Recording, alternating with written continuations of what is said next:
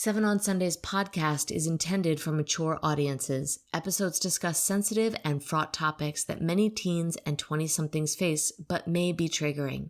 The content may not be suitable for all audience members. Please take caution when listening. I saw that he had saved pictures of naked girls, and I was, not comfortable with that, obviously. So when I asked him, "What is this?" he getting very angry with me because he had also been drinking. I think that also escalated it, and it became physical. He started, hitting me and taking me off the bed and kicking me and punching me and all that stuff, and finally, he, at one point, started strangling me.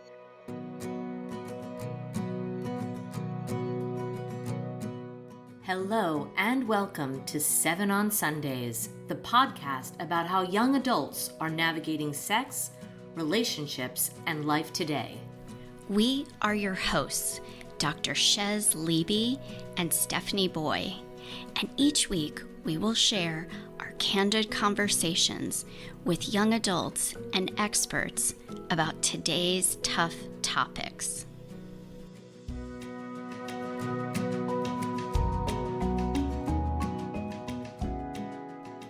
We are so glad that you are able to join us today because this interview was really shocking for me.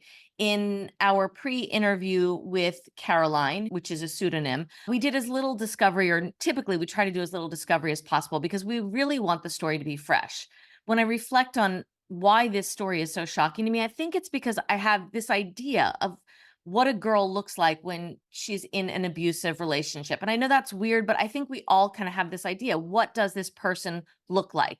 And Karoline, by all attributes, does not fit any of those stereotypes. She's beautiful. She's vibrant. She's like a shiny, happy girl. And when we chatted with her briefly, we got off the phone and I essentially said that to her. And we discussed how she felt the same way. It was hard for her to connect herself to a victim of abuse.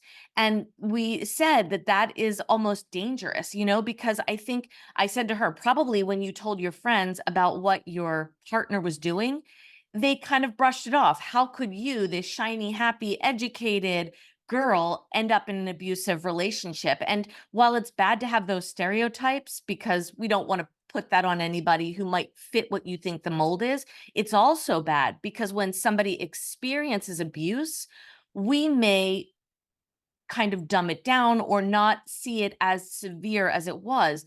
But there's absolutely no way from looking at the outside that you would be able to tell what she's experiencing, and you can't tell for other people. So I say this because this story has many, many red flags, and I pointed out the red flags all along through the interview, and I really want people to pay attention to those red flags because it doesn't matter what you look like. When those red flags are present, we need to help our friends. We need to help ourselves. If we see it, please stand up, say something, lean in, ask your friend when you hear those things. How are you doing? How is the relationship? Is there anything that worries you about the relationship? And that's really, I think, what my biggest takeaway would be from this interview. Absolutely, Steph. I'm so glad that we were able to point out these red flags because that is really important. Here's why. The statistics say that 29% of college students report being in an abusive relationship at some point in their dating. That's a very, very high number of college students, and that's the reported. So we know it's usually higher. What's really important to note is I loved that you're saying that Karoline did not look the picture of the meek and kind of typical abuse survivor. She is a survivor. But what happens in these relationships is it's a slow process. So you're in it pretty deep before you realize. And that's what she shares. And it's really important to know that. And to know that abuse, whether it's physical, sexual, emotional, financial, any type of abuse, is any and every action that has intention to exert control and hurt another person. So when you're in a relationship that feels controlling in any way, that's when those ding, ding, ding, ding, ding red flags should go off. The other thing that's important to note, and Caroline talked about this really clearly because unfortunately, she dated this person, broke up with him, and then went back with him. How many times does this happen? So many times. That's like a normal pattern. Why? Because the pattern of those relationships is a cycle. And it's a cycle of, kind of the buildup to the abuse, what happens during the abuse, whatever it is, whether it's physical, sexual, in any way, and then kind of this like reconciliation, kind of get back on track and everything's okay for a little while. It's not like everything is always bad, it's a cycle through that. So that's what's important for people to know and for people to realize that if if those red flags, like if something in your relationship you feel like you need to keep secret, that's a ding, ding, ding, ding, ding, big time. Secrets, make us sick. So if there's something that you don't want to tell anybody about your relationship, that's when it's time to reach out for help. And that is what Caroline did. And we'll see how she healed from this hard relationship that was many years, and how she had the strength to not only reveal her secrets to a therapist and to her family, but to the world on 7 on Sundays. So we're super happy to have her with us, have her sharing this very difficult thing that I feel like is a really important topic. Let's dive in. My story, it started freshman year of high school. This guy and I dated. We dated for about a year. And when we dated the first time, it was toxic. We fought a lot, but I attributed a lot of that to just us being young, this being like our first real relationship for both of us, and not really knowing like what was going on, kind of. So I stayed for a while and I knew that things weren't exactly how they should be, but I just attributed a lot of that to being young. But after we broke up, I tried to make a vow to myself that I would never go back to him because I was like, I don't want to go back to, that relationship, even if we were younger, it doesn't matter. Like coming out of that the first time, I realized how not normal that was. But then he came back like 2 years later. So when we were seniors in high school, and that vow was in the back of my mind where I was like, this, I don't want to get back together with him. It was so toxic. And then he just really kept pursuing me and was putting in effort and was being so nice. And I was starting to think like, oh, maybe he has actually changed, because I still cared about him as a person, obviously. And so I gave it another shot and we started dating again. And things were wonderful for months. And during that time also, it was COVID and we were seniors in high school. So, we went through phases of where we couldn't really see each other for a while. And, things were in and out with school and graduation and not really knowing what was happening. So there was a lot of chaos going on, like outside of just us. And as we started approaching closer to going to college, things started getting toxic like they had been before. And once we got to college, things really escalated. He was really into drinking and the partying culture, and I totally was not. I was scared of didn't want anything to do with that, and it didn't interest me at all. So we fought a lot about that. So that was a big deal. So he would start lying about it too, like where he was, what he was doing, because he knew that I didn't like it. So that became a big thing. And then on top of that, when he got intoxicated, things escalated to the max. So it was toxic, lots of verbal and emotional and mental abuse during that time. I felt crazy, honestly. I didn't know what was real and what wasn't. And I felt like maybe there was something wrong with me because I didn't want to drink and I didn't want to party. And, it was still COVID. So we were having a really hard time making friends when that's not, something you really want to do and you're already so isolated. It was really hard to make friends. So he had found this group of friends because they all wanted to do that together. And that wasn't something I was interested in. So I felt really, really isolated and just, like there was something wrong with me. So when we got to second semester, I started feeling more confident in college. So I started feeling better about being there and like easing into the drinking thing, I guess, a little. And I went to like one or two parties maybe. And when we were together and doing those things, it was great because he was like, oh, she's doing something that I like. And we're having a good time together through it.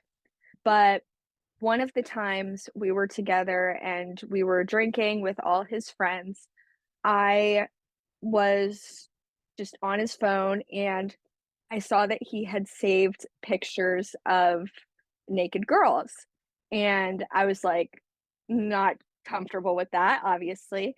And he hid that from me. So when I asked him, what is this? He getting very angry with me. He turned it around on me and was like, "You shouldn't be going through my phone. This is because you don't do anything," stuff like that. And because he had also been drinking, I think that also escalated it and it became physical. So all his friends had already left the room. So it was just he and we were like screaming at each other and things started getting physical. He started like hitting me and taking me off the bed and kicking me and punching me and all that stuff, and it was rough. It was a really hard time, and finally, he at one point started strangling me, but thank God someone knocked on the door during that time, and it was actually an RA, and because someone had called, I guess, because they had heard stuff going on, and so the RA came to the door and was like, "What's going on?" And that got him off of me, and the RA took me back up to my room, and that was the moment where I started really using the word abuse. Started, you know, correlating this relationship and abusive as the same thing. Like, I had known that things were wrong for a while, and it wasn't supposed to be like that, but because I guess it had never gotten physical and it wasn't something I could see, I just kept thinking, "Oh, this is my fault." Like there's something wrong with me, stuff like that. So then once it got physical, it was really like, "Okay, this definitely is not right." And after that, I really wanted to believe it was a one-time incident. The next day, he was incredibly apologetic and was like, "I'll never do that again. I'm so sorry." Like, you know, the whole 9 yards of everything. And so I believed him, and things were fine for maybe a week, and then things started getting bad again. It would start with verbal and emotional and mental abuse, the back and forth, and just lying and telling me things that I knew weren't true, but I didn't necessarily have the proof, or I didn't want to bring out the proof because I felt bad. I felt guilty. And then the physical stuff started happening on a more consistent basis. And most of it was strangulation, actually. And there were a couple times where I really was thinking to myself, like, someone is going to find me dead on this floor. Like, it was like, I had a really hard time with it, but I didn't tell anyone because I wanted everybody to like him because I was still with him. And I thought it was my fault. There was something that I was doing wrong, and I knew also that people would tell me to leave him, and I wasn't ready for that. Eventually, things just they kept going on, and then once we left for the summer and he had traveled somewhere else for the summer, he had cheated on me, and I found out, and I had solid proof, and I confronted him about it, and he just kept ignoring me and blocking me and screaming at me when he would unblock me and talk to me about it.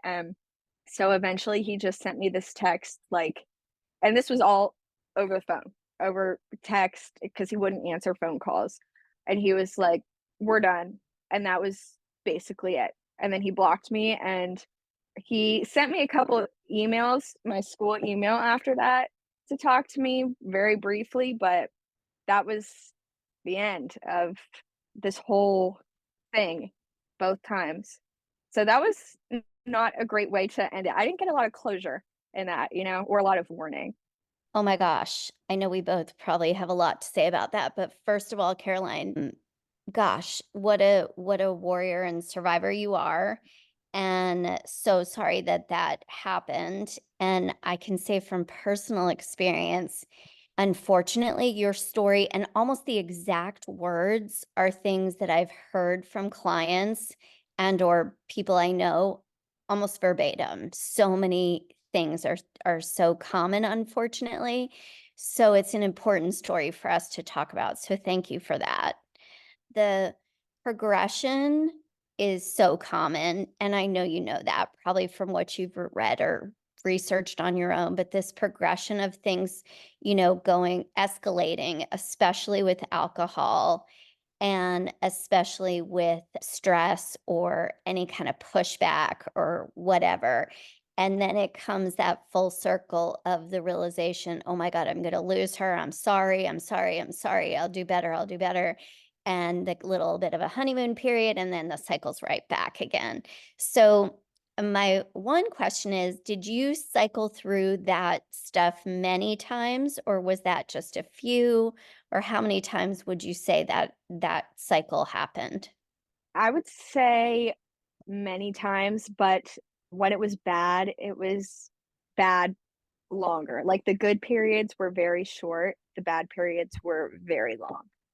I'm really shocked about this story. I mean, there's a lot of things I talk about with young people, but abuse is not something that I hear that often. Though I know it has to happen, and I'm just hearing your story and hearing you say how you wanted people to like him, and Mhm. that has to be why we don't hear about it so much until the end when something is abusive. And you said that it was toxic when you were first in this relationship, when you were a freshman in high school. Can you tell me how it was toxic? Like, I understand that there was arguing, but some people argue about who knows what. And then I'd love to know what the nature of those arguments were so that we can see, was there something in that was a signal for something that was a bigger problem? A lot of the time we fought about, like, not seeing each other because it seemed like I was always able to see him, but he wasn't always able to see me, and when he was with his friends or wanted to be with his friends or anything like that, it was kinda like I didn't exist, and so obviously I was hurt by that, and some of it honestly was, like, because I didn't understand certain things because he was, like, more academically intelligent than I was, and so I didn't there were some things like math and science that I really struggled in and needed help in, and it started becoming like, "Oh my gosh, you're so dumb. How do you not understand this?" Like that type of stuff too. Okay, so to me, that's a big red flag. When someone Yeah. is belittling, and maybe you didn't see it that way, but I think that, and I'm going to let Dr. Shez answer this, but things that are belittling are, I think, big red flags. Dr. Shez, can you talk about that? I don't want to talk out of. Yeah, I mean, definitely, you did use the word toxic. So, like, in retrospect, and maybe you knew when you went in it, but that's a definite red flag. If it's, almost like bullying words that are, like you're so stupid kind of thing like that. That isn't a healthy relationship. But the toxicity that you use that word, did you know that at the time that that was what was toxic, or did you realize that after the fact you put the pieces together?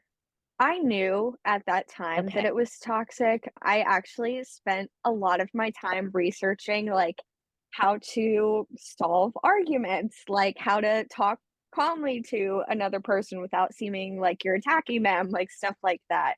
So I knew that it people don't typically argue like that, I feel like, at least definitely not on a daily basis almost. So Right. does that I'm taking from that these arguments would escalate, it sounds like, quickly, or to an extreme where it didn't feel right. It felt like it was just more extreme than it needed to be over whatever the situation may have been. Yes, definitely, and a lot of it was over text too, so that I feel like that also definitely had something to do with it because you can't necessarily see or hear what the other person is saying, like, how they're saying it too. So I think that also, yeah, had something to do with it. If couples, and I'll say couples, but people in relationships are arguing or trying to work out a disagreement over a text, that never works. Like, that is the worst way to try to resolve anything because you're right, you don't see tone, you don't hear intent, you don't see you're not having eye contact, you're not taking the time.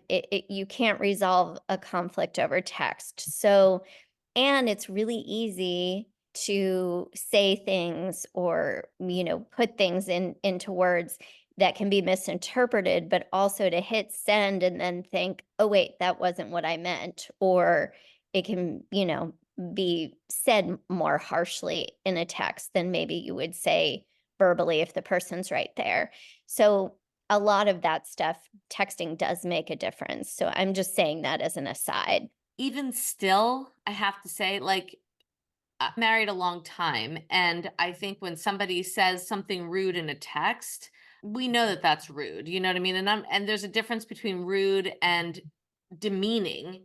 You know what I mean? Like, someone can say something in a text, but if they're demeaning things like, "Oh, you're so stupid," or whatever, it doesn't matter whether that's said or whether it comes through in a text. But like that kind of aggression in a text or demeaning language in a text, yes, maybe you can't solve things in text, but also what is being said, the manner in which it's being said, and the escalation is really more, I think, what we're talking about here.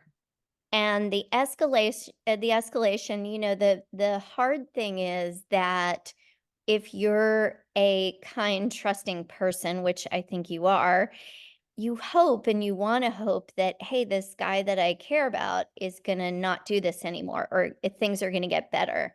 And if you even have that inkling of a hope that somebody's going to, change and change things drastically, that's a big red flag because it doesn't work that way. In most cases, again, you add alcohol, you add stress, you add, fighting, all those other things into the mix. And somebody who has really, really poor coping skills and is an abusive type person, it doesn't just magically go away because they say they're sorry the next day. But unfortunately, a lot of people in relationship don't really see that that's the case until it keeps escalating to the point that you said where there's like choking and something where you can't deny it anymore. So I'm really Yeah. glad that RA that somebody called, and that's another call to say that when you hear fighting, and we've all heard that, in a dorm or whatever, if you hear somebody fighting, things can escalate really fast. And so it is important to be the person to call, and that saves lives and saves people for sure. So I'm really glad that somebody did that for you. So Yeah, definitely. I couldn't agree more. I mean, upstanding is so important. That was actually one of my questions. Did any of the boys, like, because you had said originally he was around his friends and then they all Mhm. left. Did they see this like escalation of an argument between you and leave knowing he was being sort of physically aggressive? I don't know if it was physical during that time, but they definitely saw it start to escalate, and then they all left, and then So no one came back. okay, so I want to pull out the important things here. I want people to see that, like, if you see this kind of aggressive stuff, maybe they heard him say demeaning things to you. All of these are red flags. The demeaning talk, the escalation, the quick escalation, the alcohol involved, always going to make things worse. And then I also wanted to point out for anybody who might be in this type of relationship, it sounds like you were a little bit hesitant to get back into this relationship, but he did the whole love bombing thing. This is Yeah. who I am. So you already had a toxic. Then he comes back and does this love bombing. I'm better. I'm a different person now, blah, blah, blah, blah, blah. You end up in this relationship and then it starts over again. That again, and this is not putting this on you. This is just in the hope that whoever's listening hears this and says, oh, these cycles started to repeat in a different way later on, 3 years later. This person obviously didn't get any better. No, that's exactly how it happens, and I can't even tell you how many young women are in this same exact situation. And it's because, again, the alcohol and all the other things that go into it, it's not in every moment that they're awful. And so that's what makes it Yeah. really confusing and hard is because they might be really nice and do nice things and whatever. And it doesn't even have to be love bombing, but just their regular self. And then you add all these other factors in, and then this different personality kind of surfaces that's, aggressive and abusive and all those things. And so it's confusing for people to think, well, what am I going to get? And then you're walking on eggshells. Did your close girlfriends like him, or did they warn you about him? They the first time we dated before that, he was actually, like, friends with some of my friends. We were, like, a group of friends. So the first Okay. time, it was fine, and then as things escalated, they did not like him, and then going into the second time, my friends, they were like, "I don't know, we trust you, but be smart, like, be cautious," stuff like that, and the more time went on, the less my friends liked him, and they didn't even know, like, how bad it was. That's the thing is people do keep these secrets because you want your friends to like them. But I've heard that so much that, you know what? None of my friends liked him after the fact. When it all comes out, they're like, none of my friends liked him, and I think sometimes these people want to keep their girlfriends or whatever the situation is more isolated because they know that people are warning you or could warn you or could say, you might want to really watch this one or watch this situation or get help or whatever. But that's an important thing too, is to understand that sometimes outsiders see what's going on before somebody in the situation even sees it. In this case, it sounds like she didn't want to tell them about what was happening. The second time that the abuse happened, she didn't want to say anything.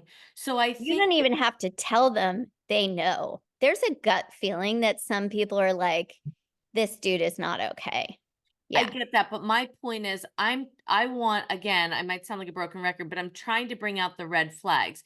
If in your brain you're like, I can't tell people about this, that is a real red flag that something is wrong. If you don't feel like you can share, like there's something that's that, insidious or toxic that you can't share it, that should be a signal to you that something is wrong. And I know that people who are in these relationships don't necessarily want to leave. You weren't ready to. You said you knew that if you said something, but you weren't ready to end the relationship.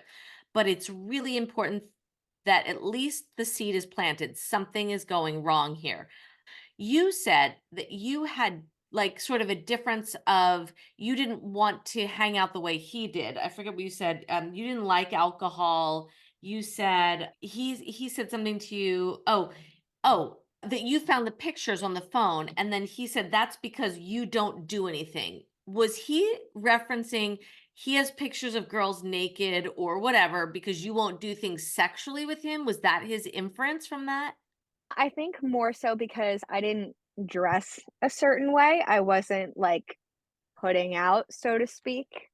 I think this is important that we look at all of these little things because Caroline, sadly, it seems like there are all these little tiny signs along the way that I know you're aware of because I know you're now in therapy and you've probably looked at this 20 different ways.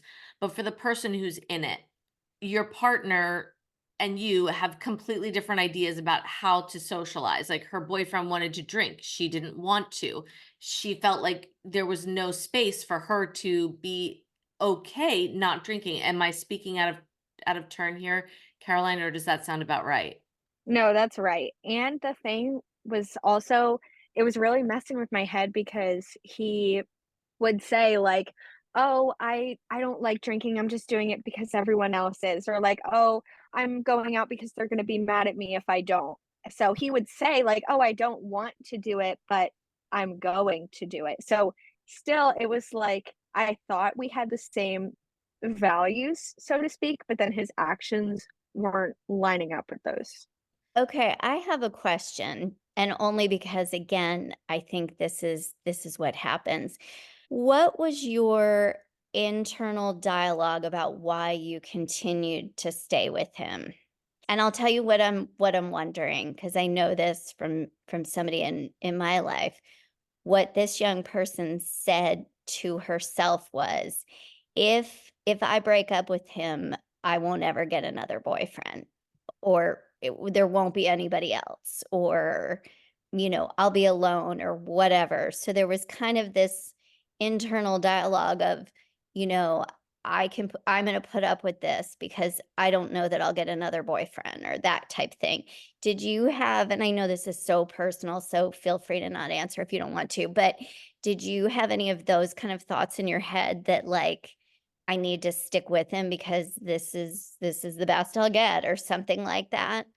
I definitely did, and I think another part of that also was I brought religion into it, and I was so focused also on, like, getting married later down the line, so I was like, "Well, when people fight in a marriage, they don't just give up," you know? And then I was also thinking, like, "Well, if we're not supposed to be together, then, like, God will take him out of my life," type of stuff. So there were a lot of factors at play there, but definitely I did think, like, if this person says that they love me and care about me so much and yet they treat me so awfully, like, why would I think that anyone else would ever want me? So, Carolyn, I just want to ask you a question because statistically, 1 in 3 kids will be in a either physically or sexually violent relationship, which should scare the poo out of any parent. 50% said that they've experienced stalking and harassing, and 65% that it says that say that they've experienced psychological abuse, which sounds like you definitely hit the psychological, emotional abuse, and physical for sure. Like you said, strangulation became his form of violence against you, which is so traumatic. But was there also sexual abuse in this scenario? Not to me. I think more than anything, it was just I would find things on his phone, like pictures of the naked girls, or like he'd be watching porn and stuff like that. But he would tell me that he wasn't. But to me, nothing happened sexually. Okay, that's a good thing. So the strangulation was a form of physical abuse. It was not during anything sexual. It would be sometimes, but it wasn't like a bad thing, so to speak. It wasn't like hard like that, I guess. We didn't necessarily see it as a bad thing. Okay. Until it became this physical way of him hurting you, Yes. trying to hurt you. Yeah. Okay. I mean, I just have to ask because I say this to a lot of my students. Our generation, choking was not a thing. So to me, if my partner was abusive toward me and strangulation was something that they used against me physically when they were being abusive to me, then when we were having sex, if they used that, that would be really, I don't know. I feel like that would be a real like disconnect between like how I emotionally respond to something that is being used physically against me violently and then used sexually. Was that weird to you? Yes, it definitely was because I was like, it was happening, but then I was also in my head like, "Oh my gosh, he could just tighten his hands at any moment and, I could not be here." It was definitely I was in my head a lot when that would happen. I was definitely scared. Okay, so I want to say this because it's really important. Sex should not be scary. There are too many people who have, and it's not just about strangulation and choking, but too many people have physically aggressive whether it's through hitting or choking or anything, feelings of being scared when you're having sex, that should never be the case. I have to drive that point home because in this case you were even more vulnerable. And I think that I mean, sadly, there have been too many girls who've died and then their boyfriend says, oh, it was sex play and it was consensual and it was accidental. Like, this is where it's scary because there is no boundary between what was, what could have happened to you. In my view, I don't know. I mean, Shez, I'd love to have your opinion on that. Yeah, I mean, I think there's, in any relationship where there's that kind of play involved, and there's a potentially abusive person who's drinking or, using any outside substances, that's really, really, really dangerous. That's beyond a red flag. That is entering like danger zone. And there's a fine line there. So if you're fearful in any way about, your partner and your gut, and it was beyond your gut, but your gut tells you that this doesn't feel right and you're fearful, that's something to really pay attention to. And then, if somebody has their hands on your throat, that is another place where you have the right in any moment to say, "Get off my throat. This is no, this is I'm not comfortable with this." And if it does become an abusive situation where it is done in anger and it's outside of the bedroom and all those things, that's you call the police. Like, that is really important. So safety is number one in all things. Like, that's so important. And what I think happens in these relationships is that it's just a really sometimes slow progression of this escalation, that it leaves somebody really confused with, well, no, I think he's okay. I think he's going to be okay. Or maybe, you know, but you sense it and and so the minute that your gut knows that, it's time to call in help. And even in his mind, I have to say, if I'm a person who is doing something that is so bold as to strangle my girlfriend in anger, and then I'm also strangling her or choking her or sex play where I have my hands around her throat, between alcohol, anger, and aggression that I might see or escalate into in pornography, this is a huge red flag. Like, I am Dangerous. so sorry that this happened to you. And I'm so glad that we're having this conversation because this is really important for parents to hear, to have these conversations with their daughters and their sons. And along those lines, I have to ask this, and then we can move on to, your healing journey, because I know that you have an amazing healing journey. But Caroline, I have to ask because I think it's important. Did you come from a home that was a normal, kind of American life? Or like, what was your home life like? It was, yeah, pretty normal. Every family has its problems, obviously, but we were a happy, healthy, close-knit family, that didn't show any signs of abuse or anything. Like, there was none of that. So, I think the fact that he also was my first boyfriend and he, like, taught me, so to speak, Mhm. everything about relationships and about sex, because I didn't even, like, really know what it was, and he introduced me to, like, this whole new world, and, that he knew that I didn't know what was going on. Yeah.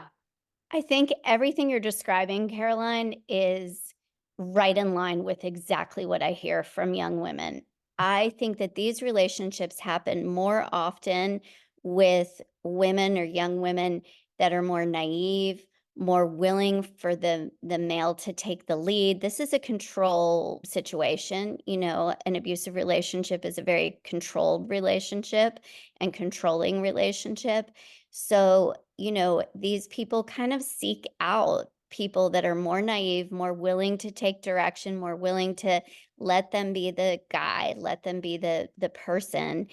And I'm not saying it's even conscious. I think it's even an unconscious dance that happens together. And then it gets so ingrained where it's confusing. Like you get confused of, who is this person and or what am I supposed to do and who am I supposed to tell about this? And I do want them to like him, my family and friends to like him.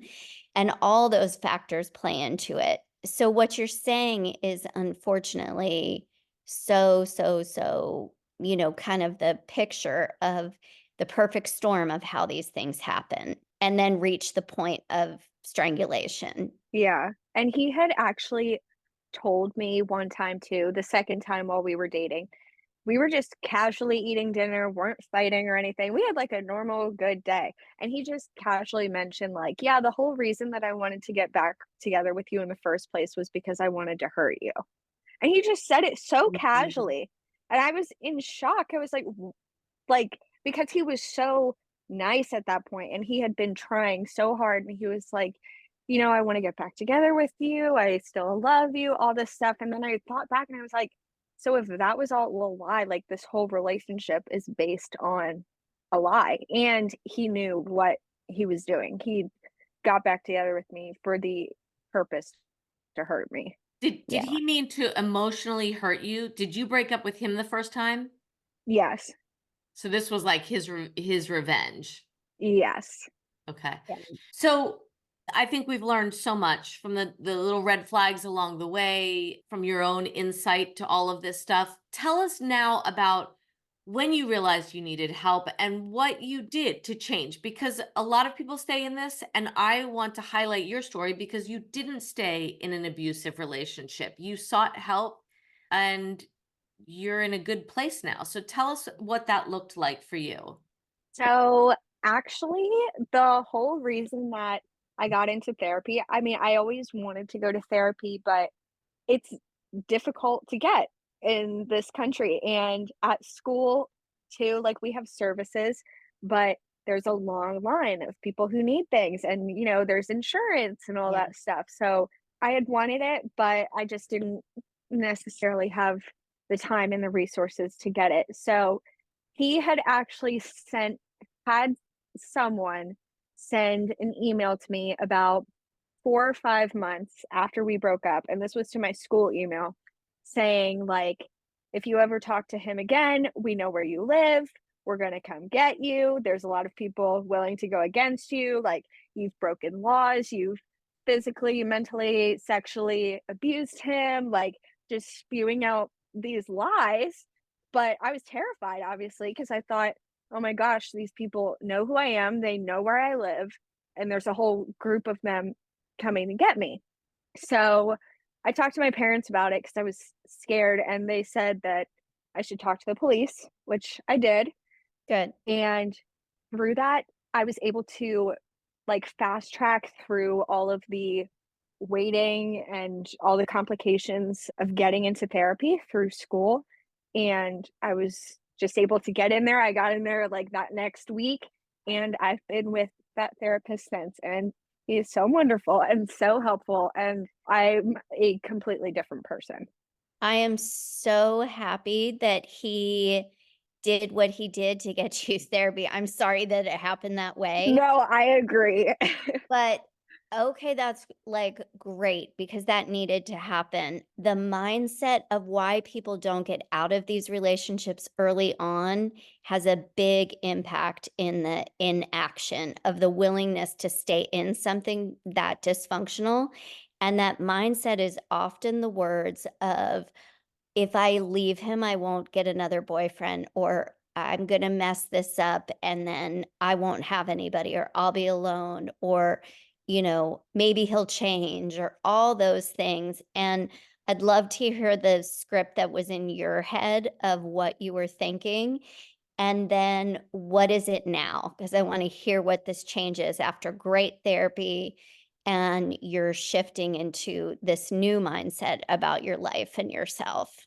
So, while we were together and still, like, coming out of it, I felt so guilty. I blamed myself for so much, like, the abuse, but also the fact that I stayed, and just a lot of contradictions, and yeah, I didn't want to get out of the relationship because I was scared that I wouldn't get another boyfriend. And, you have this plan for your life, especially at this age, a timeline, like, oh, I'll graduate and then I'll get married and then I'll have kids and I'll be financially stable and all that stuff. And he was part of that plan too. So I didn't want to lose my plan.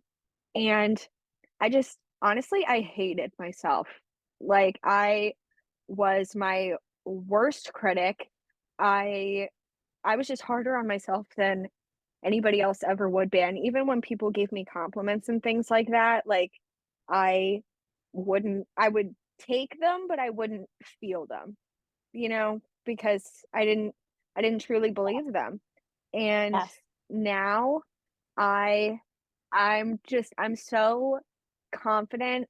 I still have anxiety and PTSD from all this, obviously, but I'm much more confident in myself and my capabilities. I've seen what I've gone through and I've gotten through it and pulled myself out of it. And I understand my worth now. And there is no way I would ever let anyone treat me like that ever again. And it's much easier for me now to see the red flags immediately. And I don't feel bad for hurting anyone else's feelings because I see red flags. And I don't feel guilty about it anymore. That's so good, so good. There is no way I'm letting anybody treat me like that again. Those words are so important, and I see the red flags, and you were not at fault. I think that mind game is really important too. When people start to feel like this is my fault, like I brought this on, any of those things, when you know in your heart, like, no, I don't think I did. That's another thing that's really important to start to kind of self-assess. Where's this guilt coming from? If I feel like it was for some reason my doing, did he tell me that? Or did he make me feel like it was my fault, even though I'm doing my best here? Are there any tools that you used, psychological tools that you used through therapy, besides therapy, that have been helpful for you in maybe changing the narrative in your brain, the mantras that you're telling yourself, anything that you would recommend to somebody who maybe is going through the same thing? Ways they can start if they feel like therapy is outside their financial, realm, which by the way, I think online they now have like better help or something like that. Like, I don't know, they have all kinds of psychological like helplines that are less expensive, and so it makes it more accessible. But like, what would you say are some tools you used or you would recommend to someone who's in your situation? I read a lot of books, a lot of self-help books, and they were good. I think also just getting off your phone and reading an actual book is helpful too. But more than anything, honestly, just sitting with it and acknowledging the fact that this happened and it wasn't okay and it's not my fault. Like, just it's so uncomfortable to Mhm. just sit with it. But I think even now, like, sometimes I don't sit with my emotions and fully process them, and then they build up to a point where it's like mental breakdown type of thing. So just acknowledging it and sitting with the uncomfortableness and learning to deal with it, because it gets better when you do. It takes time, but it does. I just want to say too is like, I remember early on in my marriage when my husband and I would fight all the time for the first 2 years. I think people think that your first years of marriage are like blissful. I had a lot of downs. I got married when I was pregnant, all this kind of stuff. So it was a lot of ups and downs. And I remember like there was so much fear running through my head, which I feel like is something that a lot of people who are worried about a relationship feel. Fear. Is it going to end? Is it going to all of this? And there was a moment where I just said, you have to be okay with being by yourself. And Yes. I don't think that that means you're going to be by yourself for forever. There are 8 billion people on this planet. I promise you, Caroline, that there are at least 7 million that would be great with you. I'm pretty sure of that, right? So like, we have this fear like this is the only one. But when we can sit back and go like, okay, there's a lot of people on the planet. And am I okay if the worst case scenario is that this doesn't, and you have to get comfortable with that thought. I had to get comfortable with that thought. I'm happy to say I'm now married, like, 24 years, but I had to be at a place where I said, like, it's okay. No matter what happens, I'm going to be okay. And I feel like probably you needed to hear that too. Yes, I think even still, I still kinda struggle with it. It's hard, being alone sometimes, not having that companionship, and like I was talking about earlier, like, he was part of my plan for my life, my timeline, and now I don't have a plan, but it's great, like, Great. I don't have a boyfriend, I don't have a plan, and it's great because it's like I can control my life. I get to choose what I wanna do, and I get to choose where I wanna go and who I wanna hang out with, and it's all up to me, and that's so freeing. It's I didn't have that before, and now I do. That's amazing. And that goes back to that red flag of if you're in a controlling relationship where you don't have the autonomy to say what you want to do, when, what, where, how, anything, that's an unhealthy relationship. So the fact that you're seeing that huge difference now, even though it's different than what you planned in the moment, but that's incredible. And what a time of growth and change, and you're amazing. So grateful to You. hear that you're on the other side of this, so good. I thought I heard you say something about some sort of spirituality or religion or something like that. And I just want to say, this is another thing to just keep in mind. Any girl who's listening to this, any person going through this, whatever your greater, higher power is, doesn't want you to live in a relationship that is demeaning or scary or insulting or without transparency. Any power that is bigger than you would never want that for you. So for anybody who has a spiritual anything or believes in a higher power, if you're in those relationships, that is not what's meant for you, because nothing that cares about you and loves you would want that for you. So I think sometimes, like you said, it wasn't part of that plan. The plan was we were supposed to do this, but the plan is supposed to be good for you. The plan is for you to have a good life. It's not for you to be hurt in any way. Yes, That is not totally. a plan. So if that's what's unfolding in front of you, just know, oh, I'm going the wrong direction. This isn't what was meant for me, because what's meant for me is going to make me a better version of myself. Definitely. And I think sometimes also the lesson isn't always perseverance. I think that was also a big part of why I stayed because I was like, oh, it's a lesson about perseverance and being patient and waiting things out. And it wasn't. It No. wasn't because exactly like you said, like it's supposed to be good.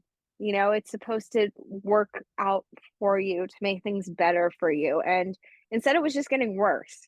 And that's not what anyone should have. Yeah. Without therapy, these relationships do not improve. And even sometimes with therapy, these relationships do not improve because it takes a lot of rewiring and a lot of commitment and hard work on his part, on the abusive person's part, to really work through why, what, when, where, why he is that way. And you can't do that for him. And also, perseverance is not about persevering through unhealthy to get to healthy. Perseverance is personal growth. Growth that the two of you can see something better coming from. It's not persevering through like negative circumstances, right? Like certainly we all have growth in our relationships, and our relationships cause us to grow, but they don't cause us to grow through hurt. Like abuse is not getting you to another side of perseverance. That's not what the growth looks like. Yeah, not at all. So glad that you have a wonderful therapist, and so glad for the growth that you have come through. It's amazing. It's Thank really you. a great testament to, the hard work that you've done to come through this in this way that's so deeply introspective into yourself and being able to even share this. Like you said, a lot of people are not sharing these things, so it's very important. This is really going to impact people's lives in a very positive way. So thank you so much. Thank you guys. And yeah, I hope it does. That was the goal of all of this. And I think I'm finally at a place now too where I'm able to talk about it and I'm able to see the light from the other side and don't want anyone else to ever go through this. And I think we also talked a lot about like women going through abusive relationships, but men obviously can be in them too, and I think that doesn't get talked about enough either. It's important. Yes, thank you for bringing that up. Yes, this is not just for women. Abuse That's is abuse. Yes. Well, thank you so much, Caroline. Here's to many amazing relationships in your future, and we will stay in touch to have more conversations and follow up. Yay. Thank you guys so much. Thank you for joining us for this episode of 7 on Sundays. The 7 on Sundays podcast represents the opinions of Dr. Shez Levy and Stephanie Boy based on our experience. It also shares the stories, behaviors, and opinions of our guests that we do not necessarily condone or view as healthy. 7 on Sundays is an open forum to discuss what is happening with our listening audience. Some names and details of our guest stories have been changed to protect their anonymity. This podcast is not a substitute for mental health treatment. If you are in crisis and in need of mental health support, please call 988, the Suicide and Crisis Lifeline. It is free and confidential. Join the conversation and connect with us through our website, 7onsundays.com. That's the number 7onsundays.com. We encourage everyone to do their own research. Thank you and be well.